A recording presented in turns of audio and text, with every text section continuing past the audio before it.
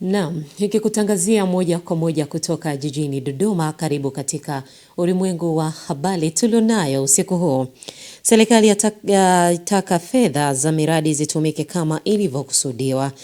Irani na Marekani kukutana leo Jumanne huko Geneva kwa mazungumzo. Na katika michezo, KMC yatupwa nje michuano ya kombe la FA. Hujambo mtazamaji popote pale ulipo, karibu katika ulimwengu wa habari. Jina langu ni Zinazire Mswima. Waziri Mkuu Dr. Mwigulu Nchemba amesema kuwa anataka kuona kila fedha inayotolewa kwa ajili ya miradi ya maendeleo inatumika kama ilivyokusudiwa. Amesema kuwa serikali haiwezi kuvumilia kuona watendaji wa serikali wenye dhamana wanashindwa kufuatilia matumizi ya fedha na kusababisha kushindwa kutekeleza kwa miradi kwa viwango na ubora wa manufaa ya wananchi. Jumanne ameyasema hayo leo Jumanne Februari 17 wakati akizungumza na wananchi baada ya kuzindua mitambo ya kuzalisha hewa tiba ya oxygen katika hospitali ya wilaya Lushoto mkoani Tanga. Milioni 372. Madawati na viti havipo kwenye ubora unaotakiwa. Ceiling haiko kwenye ubora unaotakiwa. Mkanda wa kufunga gypsum board na madarasa haviko katika hali inayotakiwa. Ujenzi wa bweni lenye mahitaji maalum shule ya msingi Rente Rainbow milioni 173. Risiti za malipo hazipo. Kodi ya zuio haikufanyika. Hakuna cheti cha ubora wa mabati na saruji. Ujenzi wa bweni shule ya sekondari Prince Claus milioni 173.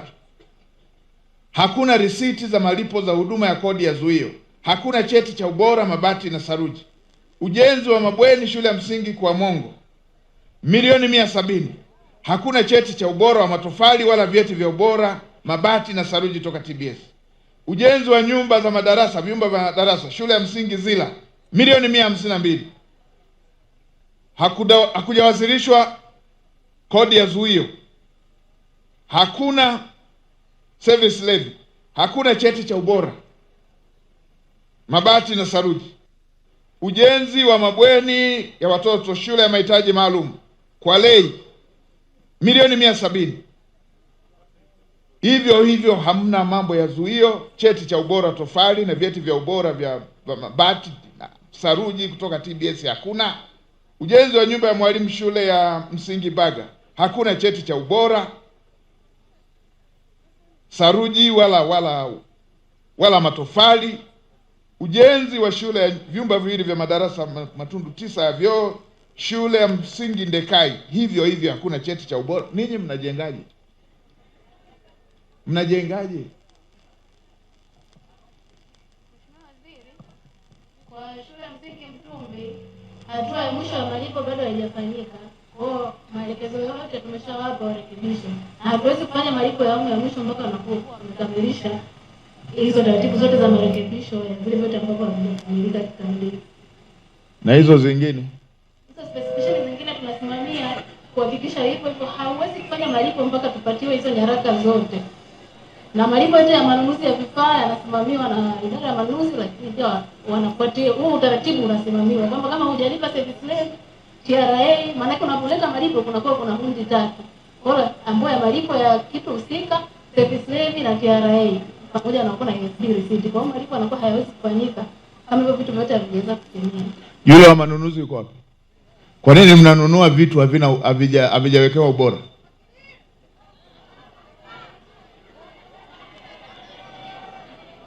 Kwa nini vitu hivi vyote hakuna ubora? Sasa shule ya sekondari Shita nyufa tayari zimeshaanza kuonekana kwenye madirisha. Kwa nini vifaa hivi vyote mnavyonunua havina certificate ya ubora? Tofali hazina certificate, saruji hivyo. Taratibu zinasemaje na ninyi mmefanya kitu gani? Mheshimiwa Waziri, utekelezaji wa miradi yote unafanyika kwa Coastal County. Hivyo wataalamu wa halmashauri ni wasimamizi wa mwisho, lakini kuna usimamizi wa mradi. Na katika wasimamizi wa mradi kule chini kuna kamati kuu ya ujenzi ya mapokezi ambao ni sehemu ya wananchi. Wao ndio wanapokea vifaa kuthibitisha wakiwa wameteuliwa pia na kiongozi injinia Zaka kasifai mara ya mwisho. Mgogoro wa uongozi umekikumba chama cha wananchi kafu baada ya kutakiwa kurudia uchaguzi uliowekwa madarakani viongozi wa juu wa chama hicho akiwemo mwenyekiti wake Profesa Ibrahim Lipumba kwa madai kuwa walipatikana kinyume na taratibu. Tupate taarifa kamili. Hatua hiyo inafuatia baada ya ofisi ya msajili wa vyama vya siasa kutengua matokeo ya uchaguzi huo uliofanyika Desemba 2024 na kuelekeza urudiwe. Leo hii chama hicho kiliitisha mkutano na vyombo vya habari katika makao makuu yake yaliyopo Buguruni jijini Dar es Salaam, na wakati naibu katibu mkuu akiendelea kuzungumza, lilijitokeza kundi lingine lisilotambua uongozi huo na kuzua taharuki, hatua iliyolazimu polisi kuingilia kati. Tuna mpango wa kwenda mahakamani kwa sababu tumeona hatujatendewa haki. Kwa hiyo tutakwenda mahakamani kupinga haya, tunaona kwamba haki haijatendeka, lakini pale ambapo amri itatoka tutafanya uchaguzi kwa utaratibu wa chama ndani ya chama. Chama cha wananchi CUF kina katiba yake, ni chama kiko kisheria, kimesajiliwa kikatiba, kina sheria yake, kina wimbo wake, kina kanuni zake, kina kila kitu. Kuna vyombo vya maamuzi. Kwa utaratibu, kama mwenyekiti ameonekana, basi tuseme kwamba msajili ameona mwenyekiti uchaguzi wake ulikosewa. Kwa hiyo kwa katiba yetu tutafanya uchaguzi huo kama ikidhirika kwamba kuna lazima kufanya hivyo, lakini sio kupangiwa. Kama viongozi watatu wa kwanza wameonekana kwamba wamepatikana kinyume na taratibu, lipo baraza hilo limepitishwa na mkutano huo mkuu. Kwa hiyo lina mamlaka sasa ya kukaa na kusema kwamba sawa, viongozi wetu watatu hawa wanaonekana kwamba wametenguliwa, what next, nini kifuate? Baraza lina mamlaka hiyo, katiba inaonyesha wazi. Baraza likae, lijadili, lichakate, lisatafute mwenyekiti wa kukaimu wa muda. Baraza ndio linaandaa, kwa sababu kwa utaratibu wa katiba yetu baraza ndio linaandaa mkutano mkuu. Barua tumezipokea na ndio maana nikasema kwamba tutakuwa na vikao vya kikatiba. Kuna kikao cha baraza kuu la uongozi la taifa. Pakitokea mkutano mkuu, bila shaka mkutano mkuu utakuwa umeandaliwa na baraza kuu la uongozi la taifa na sio chombo chochote na si tajiri yoyote. Kwa upande wa kundi lisilotambua uchaguzi huo, wamesema kutokana na uamuzi wa msajili, baraza la uongozi la chama hicho ndilo linapaswa kukabidhiwa ofisi wakisubiri kurudiwa kwa uchaguzi. Kuto kuheshimu maamuzi ya msajili ni kuvunja sheria. Kwa muda huu tunasubiri baraza kuu lifike. Ofisi itakuwa chini ya walinzi wa chama. Kwa hiyo tunamshukuru msajili kwa kuheshimu demokrasia, lakini pia kuzingatia katiba na sheria za nchi yetu. Ni haki ameitenda na ametuonesha kwamba huyu ni mlezi mzuri, kwa sababu demokrasia ameisimamia na haki ameitenda. Kulingana na barua ya ofisi ya msajili wa vyama vya siasa, uchaguzi wa mwenyekiti taifa, makamu mwenyekiti Zanzibar na makamu mwenyekiti bara ulikiuka kanuni ya uchaguzi ya CUF ya mwaka 2018 inayotaka mshindi kupata zaidi ya nusu ya kura zote zilizopigwa. Kutoka Dar es Salaam, Nora Damian, Sky TV. Na moja kwa moja tuelekee mkoani Geita.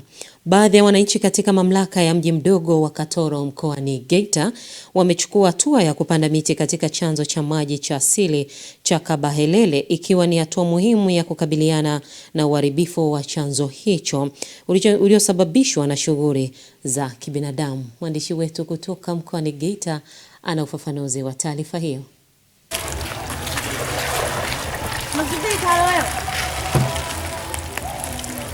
Ni katika chanzo cha maji cha Kabahelele kilichopo ndani ya mamlaka ya mji mdogo wa Katoro.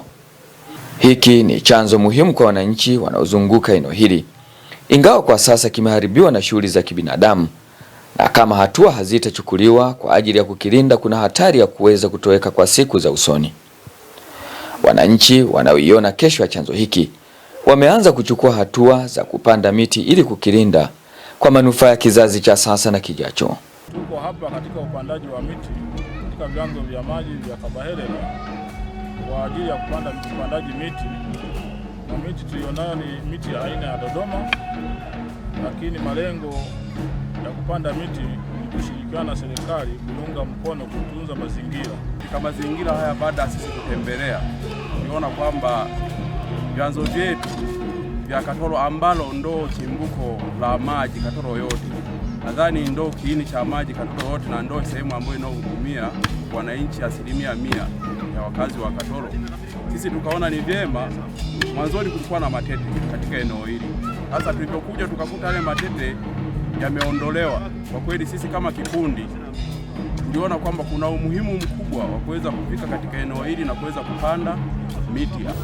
Mazingira yanaendelea kutoweka, mazingira ya asili au miti ya asili inaendelea kutoweka, na hivyo hii hupelekea mvua kuendelea kukosa maeneo mbalimbali, lakini ni kutokana na miti kukosa katika maeneo yote.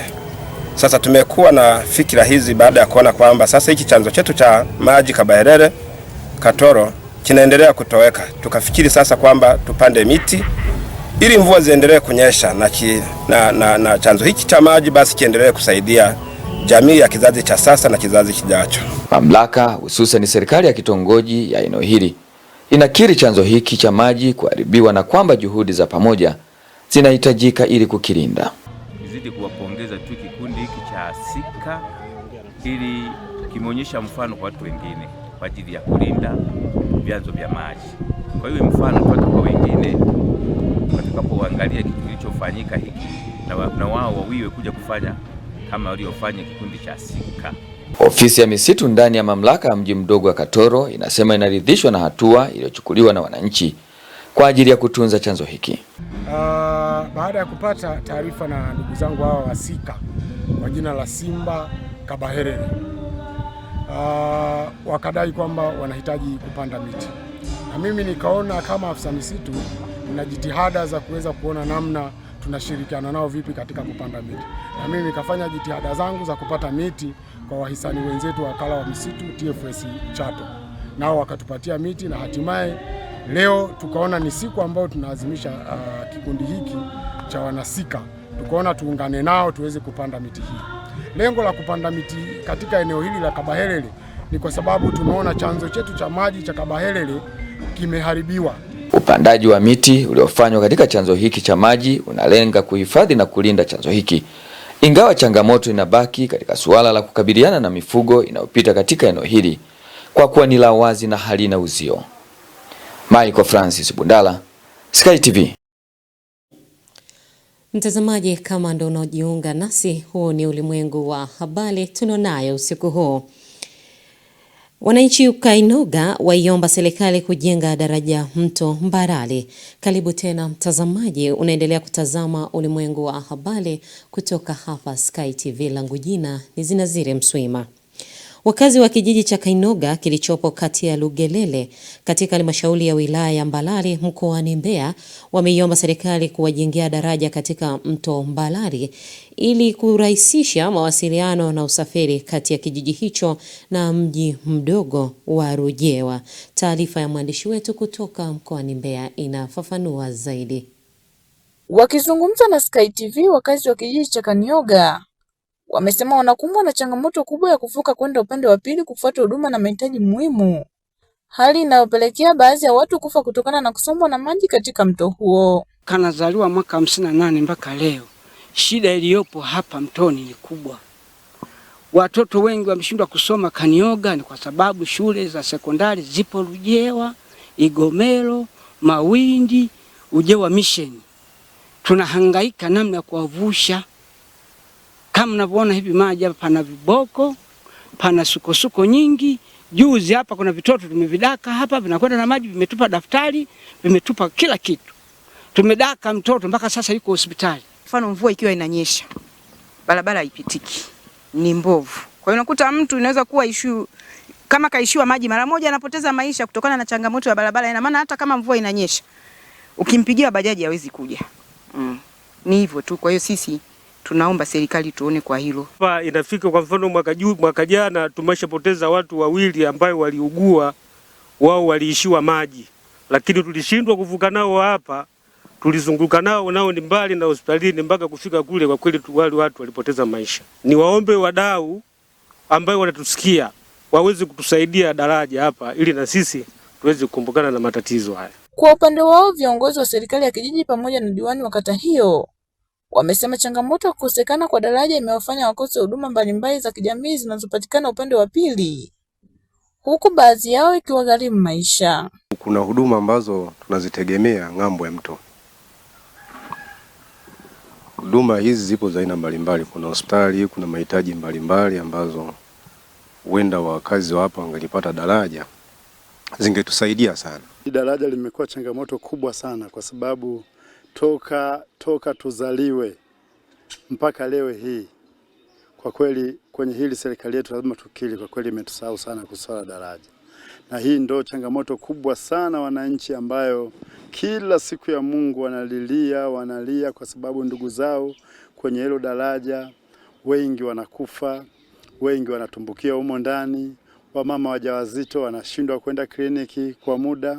Kwa kweli ni changamoto kubwa sana. Kufuatia hali hiyo, Sky TV kafanya mazungumzo na mkurugenzi mtendaji wa halmashauri ya Mbarali Raymond Mweli na akatolea ufafanuzi huu. Tunaendelea na utaratibu wa kutenga fedha ambazo tunatakiwa kutenga kwa ajili ya kurekebisha miundo mbinu mbalimbali ambayo inaleta changamoto katika halmashauri yetu, na kiutaratibu tunatakiwa tutenge milioni 900 ambayo tumekusudia inunue mtambo ambao utatumika kwa ajili ya kurekebisha barabara zetu korofi. Tuna wajibu wa kushirikiana na mamlaka nyinginezo ikiwa ni pamoja na mamlaka ya TARURA. Utaratibu huo tunaendelea kushirikiana nao. Nikiripoti kutoka mkoani Mbeya, Upendo Kibetile, Sky TV. Moja kwa moja tuangazie taarifa nyingine kutoka mkoani Arusha. Wadau wa masuala ya ulinzi wa wanyama, hususani wale wasiopewa kipaumbele akiwemo mnyamakazi yani punda, kutoka shirika la ASPA wameiomba serikali kuweka mnyama huyo katika kundi la wanyama ambao wamekuwa wakipata huduma kutoka serikalini ikiwemo chanjo na ulinzi katika utoroshaji. Ripoti ya mwanahabari wetu kutoka Arusha ina maelezo zaidi. Wadau hao wamebainisha hayo wakati wa mafunzo maalum kwa waandishi wa habari jijini Arusha, ambapo wamesema licha ya kuwa kuna huduma ambazo zimekuwa zikitolewa na serikali kama matibabu kwa wanyama wakiwemo ng'ombe na kuku na wengineo, lakini bado mnyama punda ambaye ni namba 2 kwa kumuingizia kipato mwanadamu na kusaidia maendeleo ya jamii amekuwa atambuliki na kupewa kipaumbele. Kuna baadhi ya huduma ambazo zinatolewa na serikali ambazo ni vipaumbele, hasa tunasema katika utambuzi, tunaona pia katika huduma za chanjo, lakini tumeweza kuangalia punda ameweza kusaulika kule. Kwa hiyo kama shirika tunaomba serikali iweze kumtambua mnyama huyu na kuweza kumuingiza kule, kwa sababu tumeona ni anategemewa sana na wafugaji, hasa wale wa mama ambao wanamtegemea katika kazi za kila siku. Serikali imetoa tamko la kuzuia uuzaji wa punda nje ya nchi. Hili ni tamko, lakini rai yetu kwa serikali tunaomba iwe sheria kuwa ni marufuku au ni sio sheria, ni kinyume cha sheria kusafirisha punda nje ya nchi. Atakapobainika au kikundi cha watu au mtu yoyote, basi sheria kali ziweze kuchukuliwa dhidi yake. Kwa upande wake, mwakilishi kutoka Wizara ya Mifugo Kanda ya Kaskazini anabainisha namna juhudi za serikali za kuweka sheria ya kumtambua mnyama huyo na kumtengenezea mazingira mazuri, huku waandishi wa habari wakibainisha namna elimu hiyo itakavyosaidia kuelimisha jamii nyingine.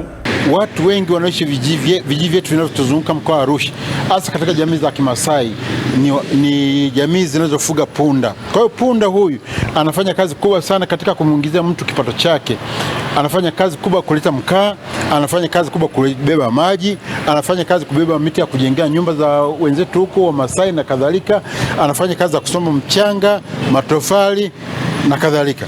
Kwa hiyo punda anafanya kazi kubwa sana. Kama atatoweka, that means jamii zetu zinaweza vile vile zikaporomoka kiuchumi. Na kumbuka kwamba punda ni mnyama wa pili baada ya ng'ombe kumuingizia mtu kipato kikubwa katika jamii zetu.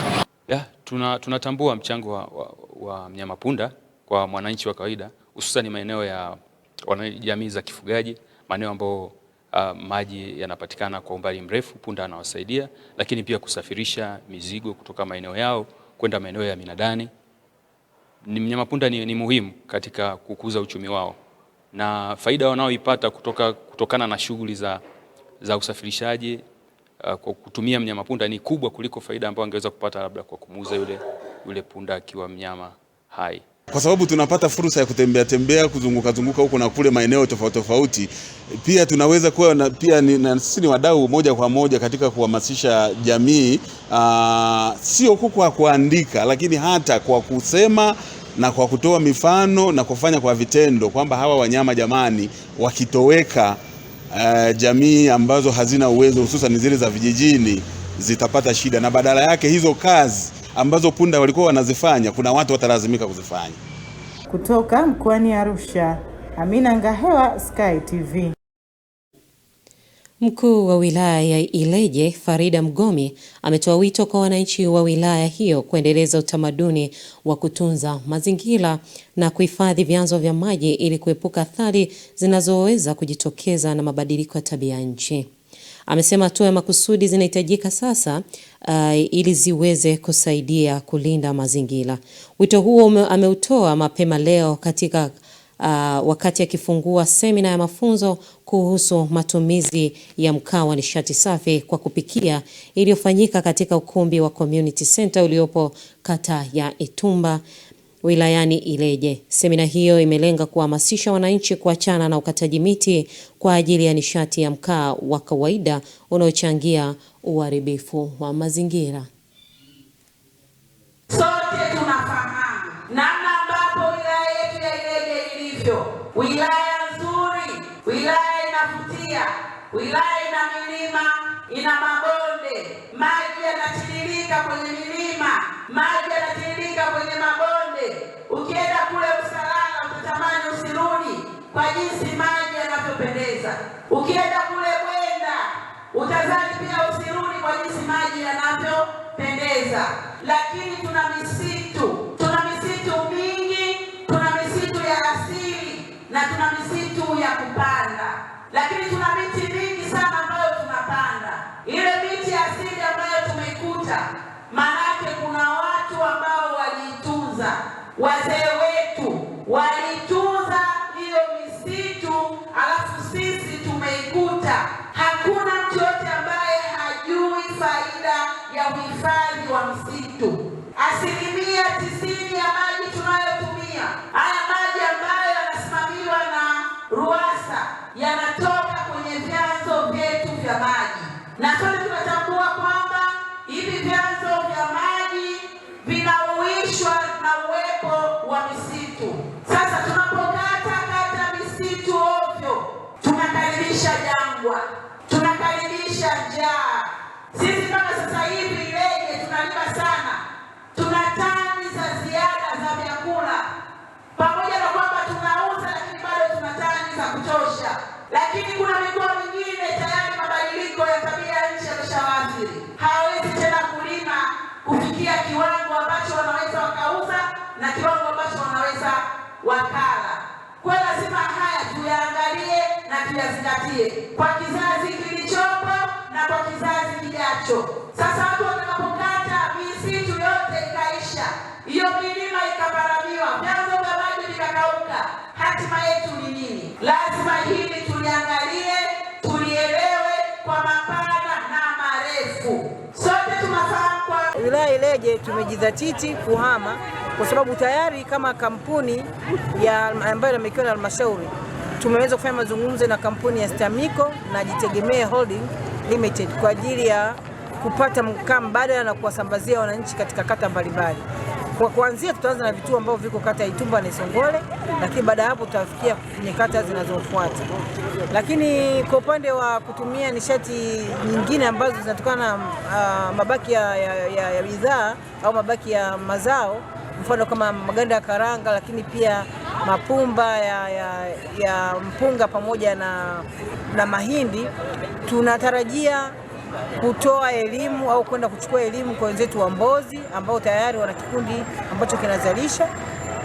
Vijana wale sasa tutawafundisha na kuwapa mikopo ya halmashauri ili waweze kutengeneza bidhaa hizo, kurahisisha sasa, kwa sababu sio wote ambao wanamudu kutumia nishati mbadala ambayo ni gesi na makaa mawe, lakini na umeme. Kwa hiyo ile tunategemea kwamba kwa kutumia mabaki ya mazao tutapata bidhaa ambayo itakuwa na bei nafuu ambayo wananchi wetu wanaweza wakamudu na wakaweza kuhama kwa haraka. Kwa hiyo sisi halmashauri tuko tayari kutekeleza muda wote kuanzia sasa. Nawashukuru sana, karibuni sana Ileje. Ileje inapendeza, Ileje inang'aa na ina misitu ya asili na ya kupandwa ambayo tunaitunza kwa ajili ya kwetu na kizazi kinachokuja. Asanteni sana. Mtazamaji, tupate mapumziko mafupi. Tukirejea tunaungana na Mindi Joseph katika habari za biashara na uchumi.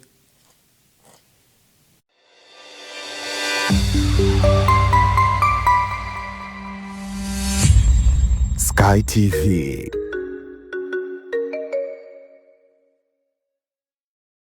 Habari, jina langu ni Sarah kutoka ZIC. Kazi yangu ni kukuongoza katika kufanya maamuzi sahihi ya kujikinga wewe na mali yako dhidi ya majanga yasiyotarajiwa kwa kupata bima kutoka ZIC. Je, unaifahamu ZIC? ZIC ni shirika la bima lililoanzishwa mwaka 1969 kutoa huduma za bima kwa wananchi, taasisi za umma na binafsi kwa lengo la kulinda uchumi wa watu binafsi na nchi yetu kwa ujumla. Lengo letu ni kuwa kampuni ya bima inayoaminika na wateja na kutambulika kote Afrika Mashariki. Dhamira yetu ni kulinda na kuwawezesha wateja wetu kwa kuwapa huduma bora na za kuaminika. Baada ya utangulizi wangu, je, ungependa kujua kuhusu huduma zetu? ZIC tunatoa huduma za bima za mali na ajali, na kati ya hizi ni bima ya magari, bima ya wizi, bima ya moto, bima ya mizigo. Je, unazijua branchi zetu? Kuhakikisha tunawafikia wateja wetu nchi nzima, tunatoa huduma zetu kupitia ofisi zetu kuu zilizopo mtaa wa Mpirani pamoja na matawi yetu yafuatayo: Amani, Marhubi, Chake Chake, Dar es Salaam, Dodoma, Mwanza, Kahama, Arusha, Tanga, Mbeya na Mtwara. Unajua ni njia gani tunazotumia kuwapa wateja wetu huduma? Tunatoa huduma kupitia ofisi zetu, kupitia mawakala na madalali wa bima waliosajiliwa na Mamlaka ya Bima Tanzania, kupitia mawakala wa Bank Assurance na pia kupitia mitandao ya simu kupitia Voda Bima na Mix by Yas. Karibu ufurahie huduma zetu kwa masaa 24. Tunakujali.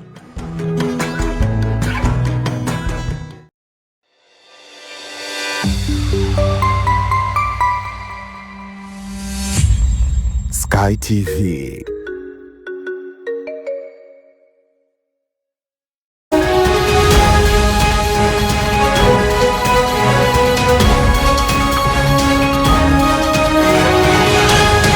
Biashara na uchumi.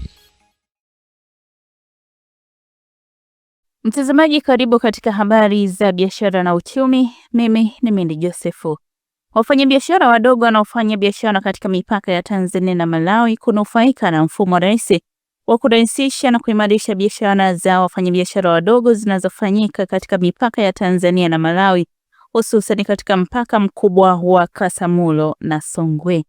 Hayo yamebainishwa na Waziri wa Viwanda na Biashara Mheshimiwa Judith Kapinga wakati wa hafla ya kusaini mkataba wa makubaliano baina ya nchi ya Tanzania na Malawi.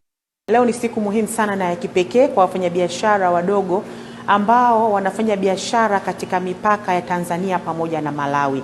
Awali ya yote napenda nianze kwa kumshukuru sana Mheshimiwa Rais Daktari Samia Suluhu Hassan. Makubaliano haya ya kurahisisha biashara kwa ajili ya wafanyabiashara wadogo baina ya Tanzania na Malawi ni maono ya yeye mwenyewe Mheshimiwa Rais Dr. Samia Suluhu Hassan, ambaye mara zote anapenda masuala ya biashara ya wanufaishe na wananchi wa kawaida, hususan wanawake pamoja na vijana ambao wanafanya biashara zao za kila siku kwenye mipaka yetu. Makubaliano ya leo ambayo tumeyasaini pamoja na serikali ya Malawi kupitia wizara yao inayohusiana na masuala ya viwanda na biashara ni makubaliano muhimu sana kwa wafanyabiashara wadogo waliomo mipakani mwa Tanzania pamoja na Malawi. Makubaliano haya yanarahisisha biashara kwa wafanyabiashara hawa wadogo, ambapo taratibu kidogo ambazo zilikuwa zinatumika hadi sasa ni taratibu ambazo kidogo zina urasimu.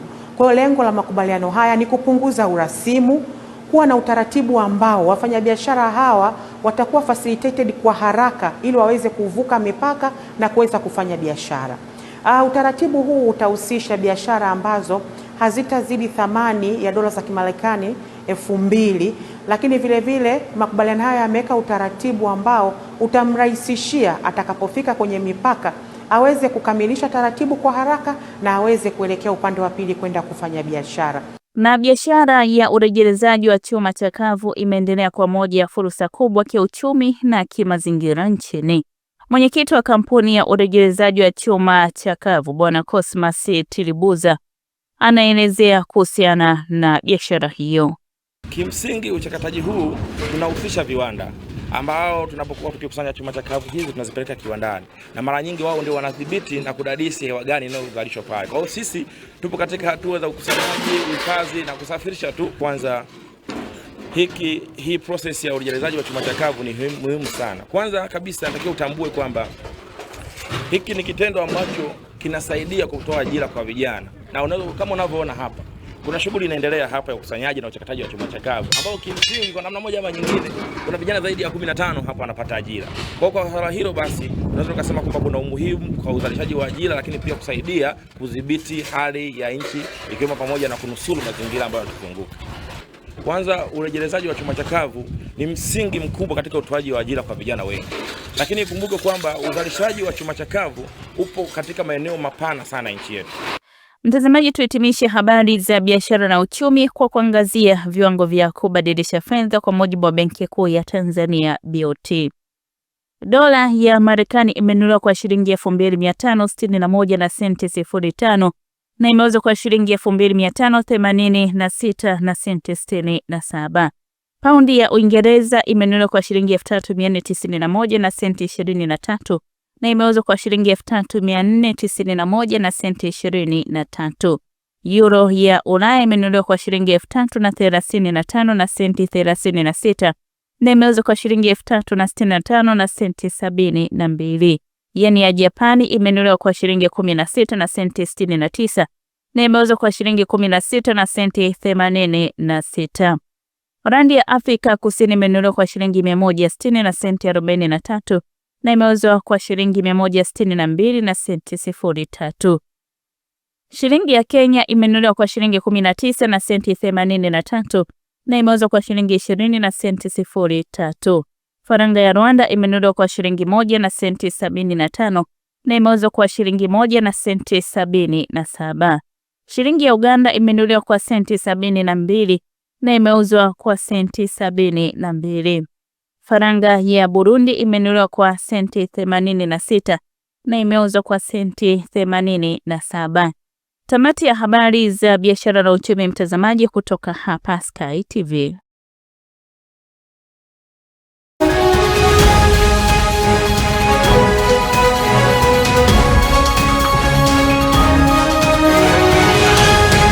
Biashara na uchumi. Na sasa ni wasaa wa Pius Jayunga katika habari za kimataifa.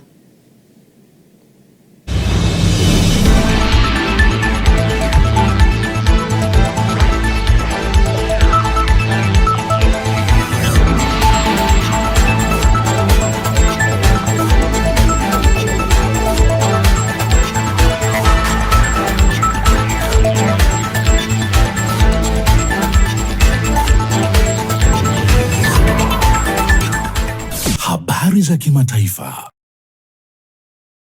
Karibu katika habari za kimataifa, naitwa Pius Jayunga.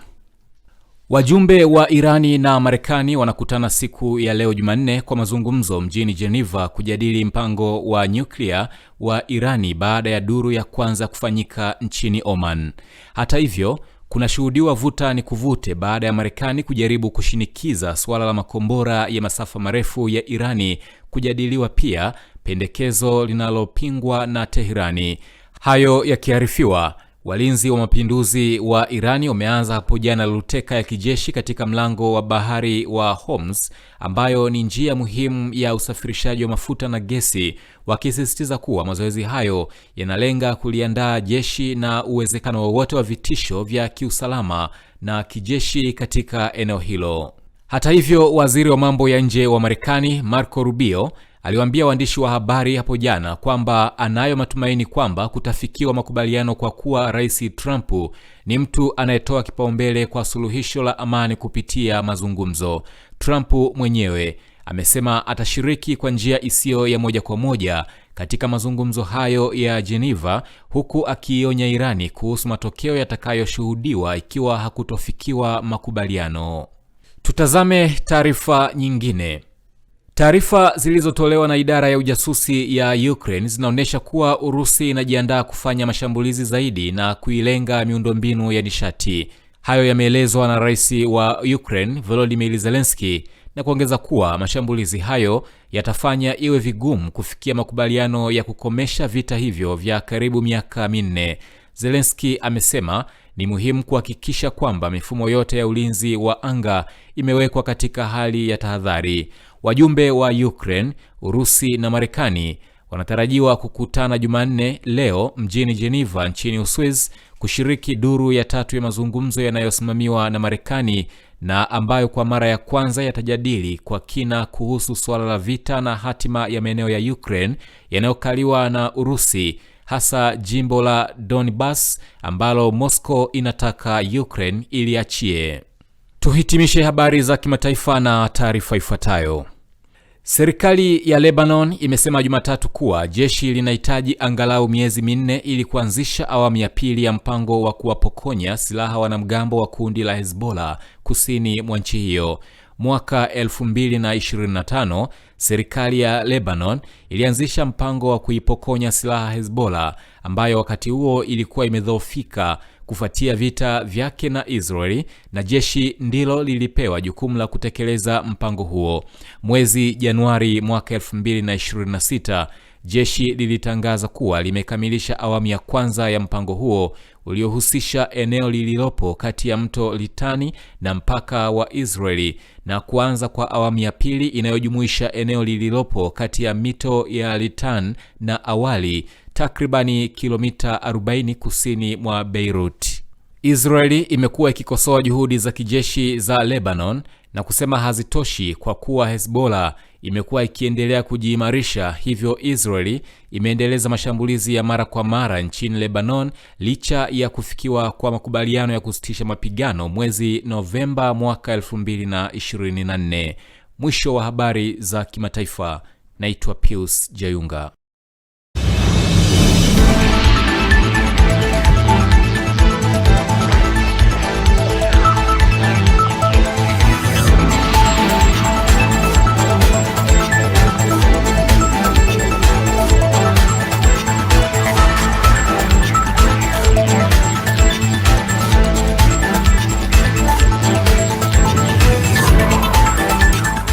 Habari za kimataifa. Mtazamaji, tunaelekea viwanjani kuangazia yale yaliyojili katika michezo.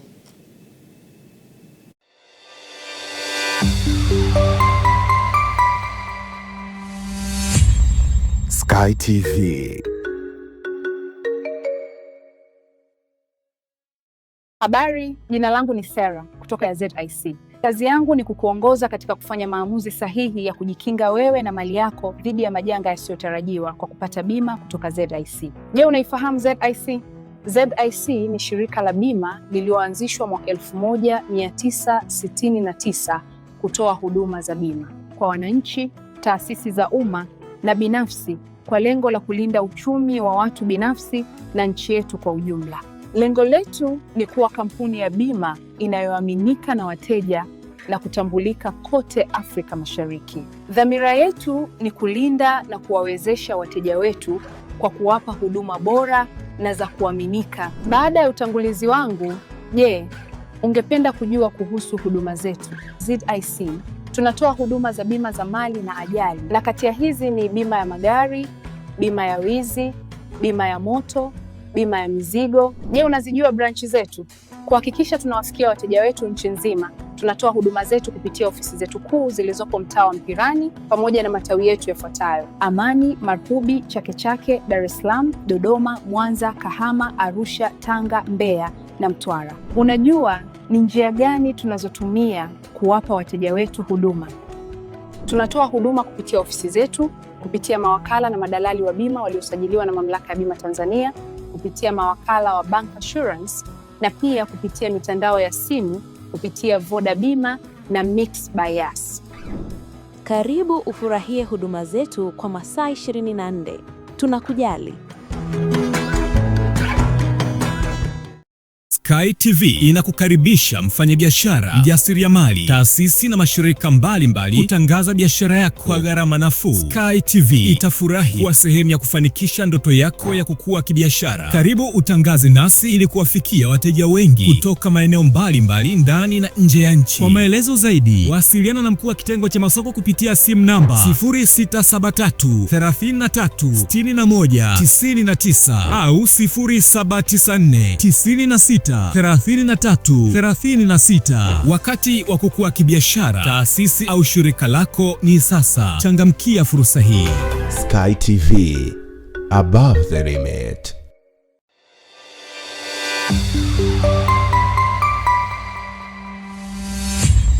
Sky TV.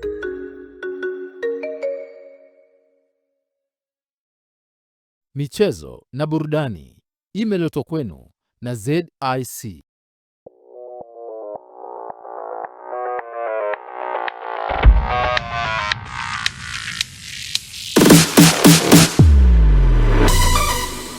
Habari za michezo na burudani.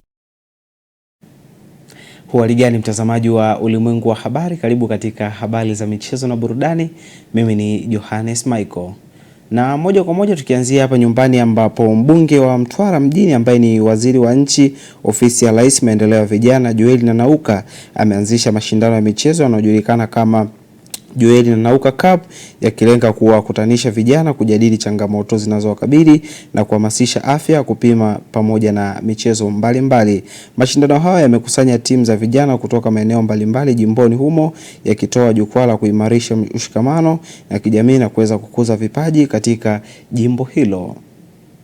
Utangulia kusema pale, mchezo ni burudani, lakini mchezo ni ajira, lakini ni fursa pia kuonyesha vipaji vyenu pia. Tunaendelea kuwashukuru wadhamini wetu CRDB, na tuna mipango mikubwa kama nilivyokuwa nimesema, hasa tukimboka pale. Tunataka wale ambao watakuwa wanafanya vizuri, tutaingia makubaliano na baadhi ya taasisi za kimichezo wapate nafasi ya kwenda kuonyesha uwezo wao mahali pengine, lakini pia tayari tumeshaanza baadhi ya mipango pia tupate fursa hata za wachache kwenda nje ya nchi, kwenda kujifunza mafunzo muda mfupi na kurudi. Kwa hiyo pamoja kwamba tunaburudika, lakini mjue kwamba hili jambo pia lina ukubwa wake ambao mnaweza mkautumia pia. Mimi kama mbunge wenu, hiki ndicho ambacho naweza nikakifanya kwa nyie, kuonyesha vipaji vyenu. Mkishaweza kuonyesha, basi na mimi nitatumia nafasi yangu kuona ninavyoweza kuwapromote zaidi na zaidi. Kwa hiyo niwatakie mchezo, na sisi tuko tayari kuburudika. Kama unavyoona wananchi wamejitokeza na wataendelea kujitokeza kadri siku zinavyokwenda. Asanteni sana na watakia mechi njema. Na kunako taarifa nyingine kuhusiana na michuano ya kombe la shirikisho la CRDB Bank Cup imeendelea kutimua vumbi leo kwa michezo miwili, ambapo wekundu wa Msimbazi Simba wako dimbani dhidi ya Greenland, mchezo ambao umeanza majira saa 1 kamili katika dimba la Meja Jenerali Isamoyo, ambapo mapema saa 10 jioni wakusanya mapato ushuru jiji la Dar es Salaam KMC waliwalika Bandari katika uwanja wa KMC Complex na klabu ya KMC kuweza kukubali katika mikwaju ya penalti 2-3 na kuweza kuondolewa rasmi kunako michuano ya CRDB Federation Cup. Na moja kwa moja tunakuwa hadi kimataifa, ambapo klabu ya GS Kabylie ya Algeria imetangaza kusitisha mkataba wa kocha Jose Zubeyra kufuatia kutoridhishwa na utendaji kazi wake katika michuano ya kimataifa. Uamuzi huu unakuja baada ya klabu kumaliza nafasi ya mwisho katika kundi B ligi ya mabingwa Afrika ikiwa na pointi 3 tu baada ya kucheza michezo 6. Katika mechi ya mwisho, kocha huyo raia wa Jerumani alishuhudia kikosi chake kiadhibiwa na Yanga ya Tanzania kwa kufungwa idadi ya mabao 3-0 kwenye uwanja wa New Amaan Complex visiwani Zanzibar juzi Jumapili Februari 15. Taarifa ya klabu ya GS Kabylie imeandikwa kwa maneno mafupi ikisema kwamba imefikia uamuzi wa kuachana na kocha Jose kuendana na matokeo mabaya ambayo wameweza kuyapata. Huku kunako taarifa nyingine kuhusiana na Lionel Messi ameonyesha kuwa. Na mtazamaji wa Ulimwengu wa Habari, na ndo mwisho wa habari za michezo na burudani, na kurejesha kwake Zinazile Mswima kwa ajili ya kuweza kuhitimisha Ulimwengu wa Habari kwa leo. Michezo na burudani imeletwa kwenu na ZIC.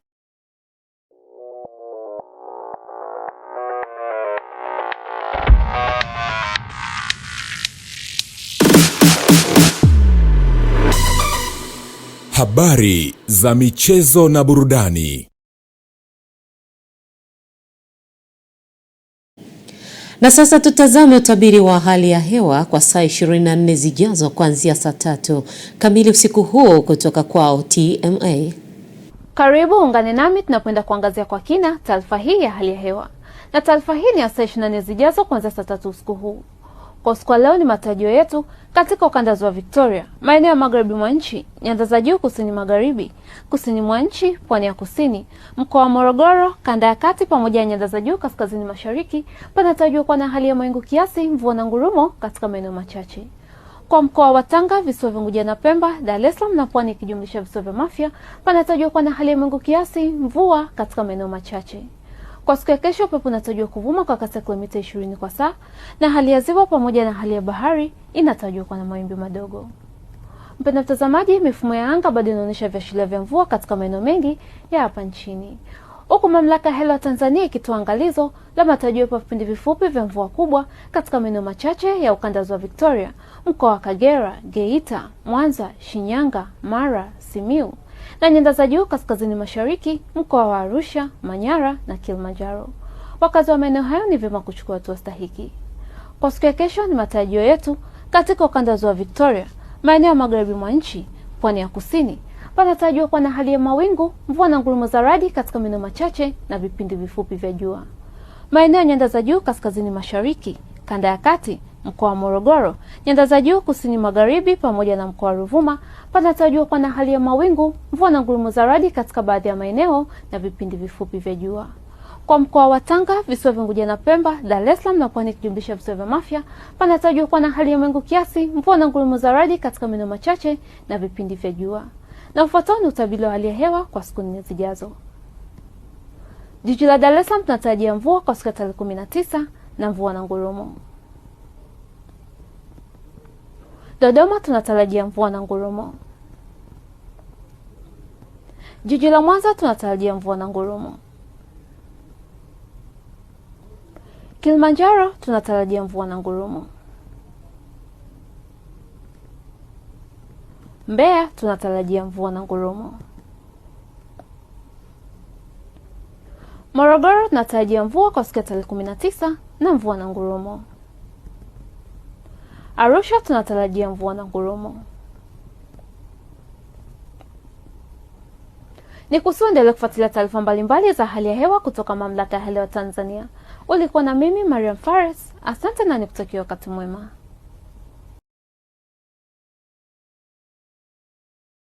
Mtazamaji, kabla ya kuhitimisha ulimwengu wa habari, tupate muhtasari wa yale tuliyokuwa nayo usiku huu. Serikali yataka fedha za miradi zitumike kama ilivyokusudiwa. Irani na Marekani kukutana leo Jumanne huko Geneva kwa mazungumzo. Na katika michezo, KMC yatupwa nje michuano ya kombe la FA. Mtazamaji, na huo ndo mwisho wa ulimwengu wa habari katika siku hii ya leo, lakini nakusihi uendelee kutazama vipindi vinavyoendelea hapa Sky TV. Langu jina ni Zinazile Mswima. Uwe na usiku mwema.